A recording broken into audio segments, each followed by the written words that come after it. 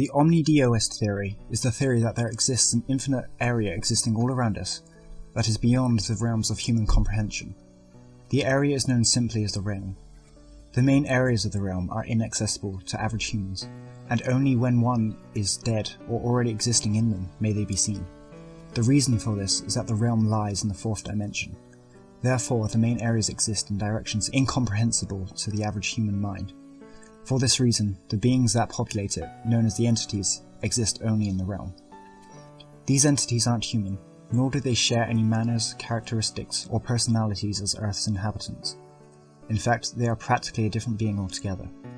These beings roam the realm and feed on belief. When you, or any other third-dimensional creature, admit your allegiance with an entity, either through physical action or mental decision, it grows in power. These entities will roam the realm of the mortals, and will reveal their figures only when absolutely necessary. Because the entities can only show their full form in the fourth dimension, they can only reveal a fraction of themselves at a time. This can be through thought, real-world events, or physical contact. When someone becomes fully aware, or spiritually aware that an entity is present in the realm, it grows in rank.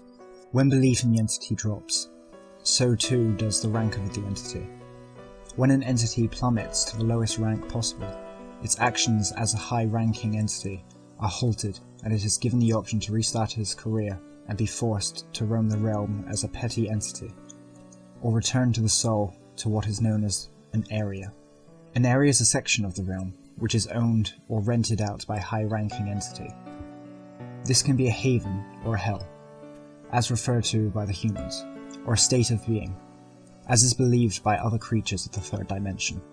Mortals, when they die, are given the option to become an entity and begin wandering the realm, or become a soul and enter an area that is owned by their entity of choice. When a soul joins an entity in their area, the entity boosts incredibly in power. To make an area appear more attractive, an entity will usually market their area as a peaceful place, and make the experience of the area enjoyable. At any time, a soul is given the option to abandon their life in the area and become an entity, but most souls enjoy the area enough to stay. When an entity accumulates enough followers and reaches a high enough level in the realm, they begin to develop a strong and noticeable control over it. This control is subtle, as all entities own the realm in their own way, but strong enough to make small changes. They will be able to perform minor miracles, and if they have many followers, they are given the ability to enlighten certain individuals. It is then that an entity will begin to be known in the mortal realm as a god. Until then, an entity is normally referred to as a ghost or presence. The more well-known and popular an entity is in the third dimension, the more powerful it becomes in the realm.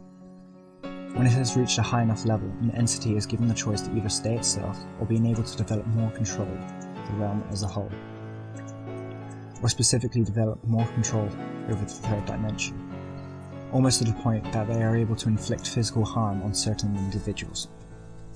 So my plea is this, to all paranormal fanatics who is in the dead of night read over literature marked towards those who will believe in them. Keep dismissing them as fiction. Please, keep dismissing the arguments regarding the story's legitimacy. Don't think too much about what the story suggests you do to summon the creature. If you see a flitter or unusually fast movement out the corner of your eye, keep concluding that is a trick of the light, or your overactive imagination. And when you see one of them staring at you from down a dark corridor, or in the shadows who matches the descriptions exactly of the creature you just heard of, know that you can't believe everything you read about.